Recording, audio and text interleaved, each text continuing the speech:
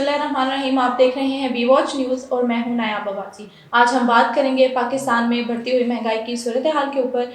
नौजवान महंगाई से परेशान होकर बैरून मुल्क हिजरत कर रहे हैं, उसके पीछे क्या वजूहात हैं, उसके क्या असरात हैं, पाकिस्तान की इकॉनमी के ऊपर उसके क्या असरात हैं। इस सिलसिले में बात करने के लिए हमारे साथ खालिद नवाज साहब मौजूद हैं। अस्सलाम वालेकुम खालिद साहब। जी वालेकुम अस्सलाम। ने आप क्या हाल है? अल्हम्दुलिल्लाह ठीक है, खैरियत से? बहुत शुक्रिया, आपने टाइम निकाला हमारे जी, प्रोग्राम में शामिल हुए। आप हमेशा बुलाते हैं तो आपके लिए टाइम तो निकालना। Thank you so much sir. Sir, महंगाई की सूरत हाल हम खुद भी देखते हैं अपनी डेली लाइफ में, अपनी डेली रूटीन में हम खुद एक्सपीरियंस करते हैं कि महंगाई जो है वो बहुत ज़्यादा बढ़ चुकी है अनफॉर्चुनेटली पाकिस्तान में। किस हद तक सूरत हाल जो है आपके ख्याल में संगीन हो चुकी है?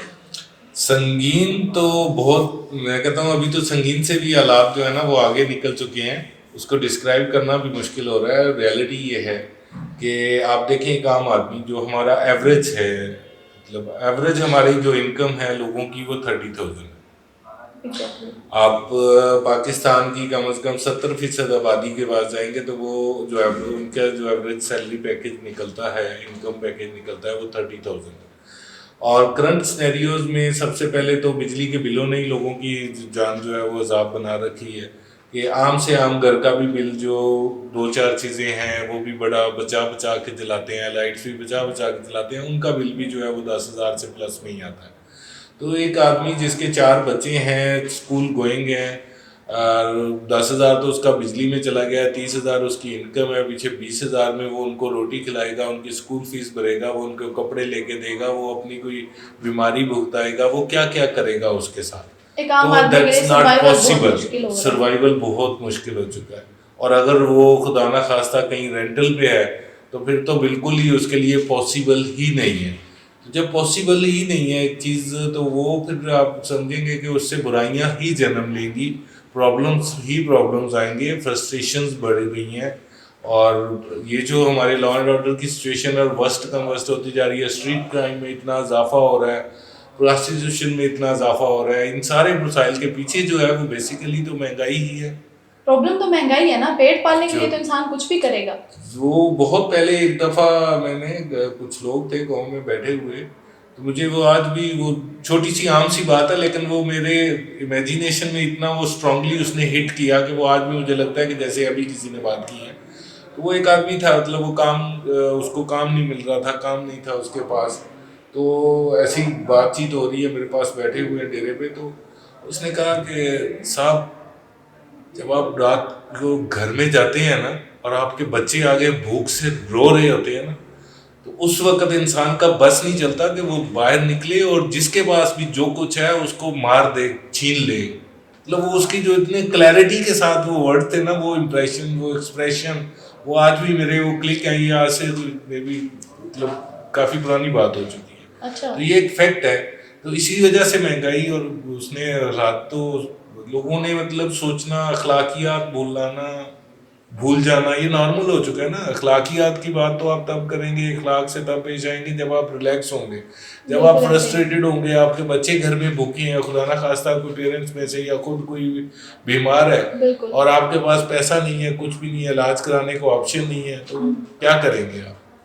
कुछ भी करने के लिए कुछ भी करेंगे तो फिर ऐसे ही है। अच्छा खालिद साहब, अगर हम पहले की निस्बत गुज़िश्ता चंद सालों का कंपैरिजन करें तो पाकिस्तान की यूथ के, पाकिस्तान के यंगस्टर्स बहुत सारे जो हैं वो मूव कर गए हैं पाकिस्तान से, पाकिस्तान को छोड़ के दूसरे ममालिक में रोज़गार की तलाश में गए हैं।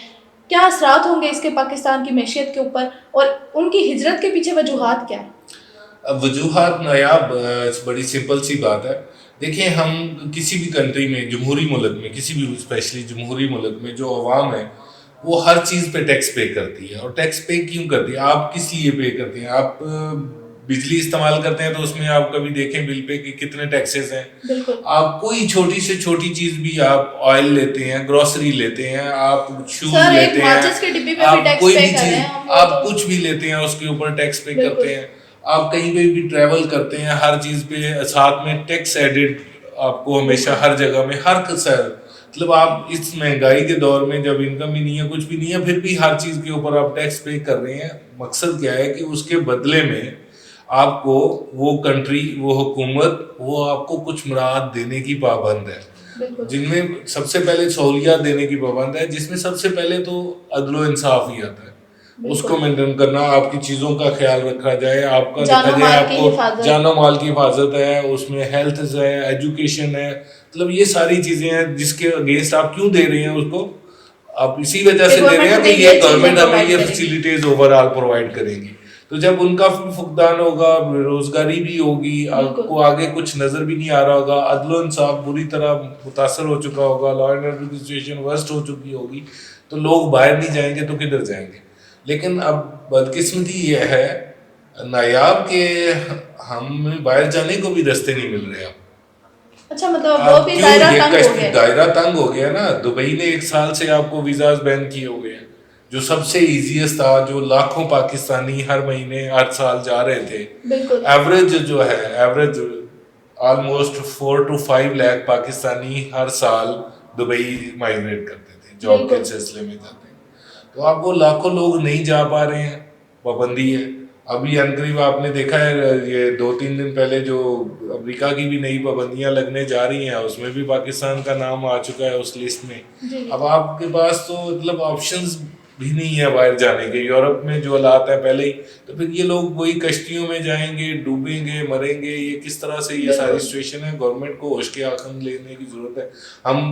ہماری گورنمنٹ 4 بار جا چکی ہے دبئی میں, یو اے ای میں 2-3 بار وہ لوگ آ چکے ہیں, لیکن شاید بات کرنا مناسب ہی نہیں سمجھتے یا ان کو پرواہ ہی نہیں ہے. ہم باقی ایم او یوز تو سائن کر رہے ہیں ان کے ساتھ, لیکن جو میجر ہمارا ایک ریگولر سلسلہ ہے روزگار کا, لوگوں کا, کیونکہ ہمارے پاس جاب لیس لوگ ہیں اور بے تحاشا ہیں, اور ہمارے پاس ایسا کوئی فی الحال میکنزم نہیں ہے کہ ہم ان کے لیے سب کو اچھی جابز مہیا کر دیں. نہ سب کی ماں جو ہے اس کو فکر ہے, نہ سب کا ابا جو ہے اس کو فکر ہے. تو کدھر کو حالات جا رہے ہیں آپ کچھ نہیں کہہ سکتے, اللہ معاف کرے. خالد صاحب, پاکستان میں ایک آبادی کا ایک بڑا حصہ جو ہے وہ زراعت سے تعلق رکھتا ہے. کسان کے حوالے سے بتائیے گا کہ کسانوں کو کس طرح سے معاشی بحران کا سامنا کرنا پڑ رہا ہے. دیکھیں جی, کسانوں کے ساتھ تو بہت بڑا ظلم ہوا ہے. کسان, یہ گاؤں کے لوگ جو ہے نا نایاب, وہی سمجھتے ہیں کہ آپ کی 70% آبادی جو ہے وہ دیہاتوں سے ہے, زراعت سے, اور گاؤں میں رہنے والے لوگ ڈائریکٹلی انڈائریکٹلی زراعت سے ہی وابستہ ہیں. اس میں چھوٹے ذمہ دار ہیں, بڑے ذمہ دار ہیں, کچھ کے پاس زیادہ ہیں رقبے, کچھ کے پاس کم ہے, لیکن ایوریج اگر آپ دیکھتے ہیں تو وہ 5-7 ایکڑ والے اس وقت جو کرنٹ سینیریوز ہیں اس میں ایوریج 5-7 ایکڑ والے, 10 ایکڑ والے زیادہ لوگ ہیں. جی. تو اب جس کی 5-7 ایکڑ یا 10 ایکڑ زمین تھی, جس نے گندم کاشت کی تھی, مکئی کاشت کی تھی, مطلب ان کا فصلوں کا بیڑا غرق کر دیا گیا ہے کہ جو اس کی کاسٹ تھی, اس نے محنت کی ہے پورا سال. وہ دسمبر کی راتوں میں بھی پانی لگاتا ہے اپنی فصل کو جا کے. جب ہم کمرے کا تھوڑا سا دروازہ بھی کھلا ہو نا, تھوڑا سا بھی, تو ہم فوراً بند کرتے ہیں, ہیٹر آن کرتے ہیں. تو وہاں پہ وہ امیجن کریں کہ وہ دسمبر کی ٹھٹھرتی راتوں میں جناب رات کے 2 بجے ٹھنڈے یخ پانی میں فصلوں میں جناب کئی اٹھا کے پانی میں پھر رہا ہے, اس کی کیا کنڈیشن ہے.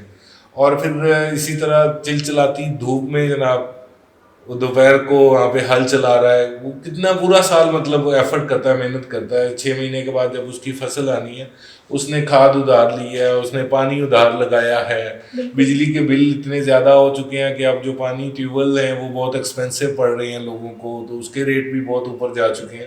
تو اتنا مہنگا اور اتنی ایفرٹ کر کے وہ جب فصل تیار ہوئی ہے تو وہ جو کاسٹ اس کی تھی اس سے بھی کم میں اس کو ریٹ اناؤنس کر دیا ہے گورنمنٹ نے. تو وہاں پہ وہ کیا حالات ہوں گے. اسی طرح کسانوں کے لیے تو بہت کچھ کرنا چاہیے, کیونکہ ہم ہیں ہی زرعی ملک. بالکل, ہماری 70% آبادی جب زراعت سے منسلک ہے, تو ان کا اگر ہم خیال نہیں کریں گے, کسان کا خیال نہیں کریں گے, ایکچولی یہ جو کہنے کو ماں اور باپ بنے پھرتے ہیں سب کے, ایکچولی باپ تو سب کا کسان ہے جو آپ کو روٹی فیڈ کرتا ہے. جب آپ کو گندم باہر سے امپورٹ کرنا پڑتی ہے تو آپ کیا کرتے ہیں؟ آپ سستی روٹی کے لیے اناؤنسمنٹس کر رہے ہیں, آپ نے ایک ریٹ دے دیا, آپ یہ نہیں دیکھ رہے کہ کسان کی کیا ایفرٹس ہیں. کسان کی کیا ایفرٹس ہیں. کسان کے ساتھ بہت زیادتی ہوئی, بہت زیادتی ہوئی ہے, اور اس کا امپیکٹ ہر جگہ پہ پڑا ہے. کسان آپ کا خوشحال ہوتا ہے تو آپ کے یہ سلسلہ شروع ہوتا ہے, کیونکہ کسان نے انتظار میں ہوتا ہے کہ 6 مہینے کے بعد فصل اٹھاؤں گا, فصل اٹھا کے تمہیں بیٹی کی شادی کرنی ہے, کوئی گھر بنانا ہے, کوئی مکان لینا ہے, کوئی چیز لینی ہے, تو وہ لوں گا, فصل اٹھاؤں گا, اس میں سے یہ کروں گا, پھر آگے کروں. اس کی جب اپنی کاسٹ ہی پوری نہیں ہوئی تو اس کے بعد سے تو یہ سارا کچھ آیا ہی نہیں ہے. آپ دیکھیں جو ٹاؤنز ہیں وہاں پہ شاپنگ کرنے دکاندار فارغ بیٹھے ہیں, وہ سارے ڈپینڈنٹ ہیں کسان کے اوپر. کسان بھوکا بیٹھا ہوا ہے تو وہ کہاں سے جائے گا؟ تو وہ سارا ایک سلسلہ ہے جو ہمارا کڑی سے کڑی ملتی ہے. تو آپ کا بیسیکلی آپ کہنا چاہ رہے ہیں کہ کسان خوشحال ہوگا تو پاکستان خوشحال ہوگا. کسان خوشحال ہوگا. ہمیں اب دیکھیں گندم جب آئی ہے تو ہم نے لی کوئی نہیں, اس کے بعد جناب ہماری جو لے بھی لیتے ہیں تو ہماری ماشاءاللہ سے مینجمنٹ اتنی کمال مینجمنٹ ہے, ہمیں پتہ ہی نہیں ہوتا وہ ہمارے باسکو کے گوداموں میں جناب وہ گل سڑ جاتی ہے. اور اس کے بعد ہم ہر سال اپنے کچھ لوگوں کو نوازنے کے لیے اسپیسیفک ٹارگٹ دے کے تو امپورٹ کروا لیتے ہیں, قوم کے اوپر برڈن ڈال دیتے ہیں. تو بس یہی ہو رہا ہے. پاکستان میں کسان کو کس طرح سے بہتر اقتصادی مواقع فراہم کیے جا سکتے ہیں؟ گورنمنٹ کو کس طرح کے اقدامات کرنے کی ضرورت ہے آپ کے خیال؟ دیکھیں جی, کسان میں کہوں گا کہ زرعی ملک ہونے کے ناطے ہماری ریڑھ کی ہڈی ہے, اور کسان کو مضبوط کرنے کے لیے 2 میجر ہیں, باقی چھوٹے چھوٹے چیزیں ساتھ میں ایڈ اپ ہوتی ہیں. آپ اس طرح سے نہیں ہو سکتا کہ آپ 500 کسانوں میں سے ایک کو ٹریکٹر دے کے تو اس کی ایڈورٹائزمنٹ بے تحاشا کر کے تو خوشحالی کا لے آئیں گے. نہیں, کسان کو سب سے پہلے اچھا پانی, سستا پانی, اور دوسرے نمبر پہ اچھا بیج اور سستا بیج, تیسرے نمبر پہ اچھی کھاد پانی اور کی بھی سستی منصفانہ کھاد. تقسیم آپ چاہتے ہیں کہ ہونی نہیں, چاہیے. اس میں ڈفرینٹ ہے نا. دیکھیں کچھ جگہوں پہ منصفانہ تقسیم بھی ہمارا نہری نظام ہے بہت اچھا ہے, لیکن کچھ بہت ساری جگہوں پہ وہ ہماری ضروریات کو پورا نہیں کر پا رہا. بہت ساری جگہوں پہ پانی وہ پہنچتا نہیں ہے. وہاں پہ لوگوں کو ٹیوب ویل لگائے ہوئے ہیں, تو ٹیوب ویل کے لیے ان کو اگر فری بجلی ملے گی تو ان کو پانی کی کاسٹ مطلب ان کی نامینل سی ہو جائے گی. ہمارے ساتھ پنجاب میں, چڑھتے پنجاب میں جناب بہت ساری فیسلٹیز ہیں. وہی کسان ہے جو وہاں پہ 15-20 ایکڑ کا 10 ایکڑ کا کسان ہے وہ خوشحال ہے, اور ہمارا 50 ایکڑ کا کسان بھی جو ہے وہ رو رہا ہے. تو اس کی ریزن یہی ہے کہ ہمارے یہاں فیسلٹیز کی کمی ہے. ہمارے یہاں مہنگا پانی ہمیں مہنگا پڑ رہا ہے, بجلی مہنگی ہے. تو گورنمنٹ کو چاہیے کہ کسانوں کے لیے وہ ٹیوب ویلس کی جو بجلی ہے اس کو کم از کم نرخ لے آئے یا فری کر دے تو بہت بہتر ہے. اس کے بعد اچھا بیج, ہمارا اچھا بیج پرووائڈ کرنا بھی گورنمنٹ کی ذمہ داری میں ہے کہ وہ اس کو سستا اور اچھا بیج پرووائڈ کرے. وہی بات کہ جو ابھی ہم پہلے کہہ رہے ہیں کہ گندم جب کسان بیچ رہا ہے تو اس سے 2000 میں بھی کوئی نہیں لے رہا, اور وہی کسان جب گندم کو بیج کے طور پہ لینے جا رہا ہے تو اس کو 6000 میں مل رہا ہے. تو اتنا بڑی زیادتی نہیں ہونی چاہیے. اس کو اچھا بیج سستی پرائس پہ ملنا چاہیے تاکہ وہ مطلب کم کاسٹ میں چیزیں جو ہے وہ فوکس کر سکے. اسی طرح کھاد ہے, ہمارے یہاں بلیک میلنگ ہوتی ہے, مکمل بلیک مارکیٹ نہیں ہے جی, ختم ہو جاتی ہے, وہ ذخیرہ اندوزی ہو جاتی ہے, مختلف فیکٹریوں کی اجارہ داری ہے.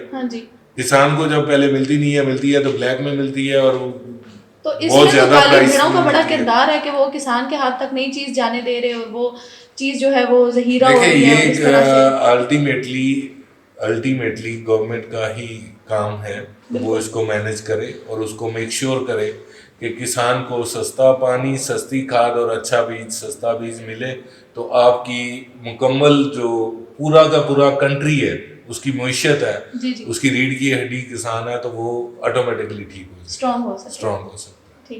ٹھیک ہے خالد صاحب, بہت شکریہ, بہت اچھی باتیں آپ نے کی, بہت اچھی ٹپس شیئر کی. اللہ تعالیٰ ہمارے ملک کے لیے آسانیاں کرے اور اس کو ترقی کی راہ پہ گامزن کرے, اور اس کو ترقی کی منزلیں طے کرنے کی ہمت دے, توفیق دے, اور ہمارے اوپر اچھے حکمران مسلط کرے جو ہماری بہتری کے لیے سوچیں.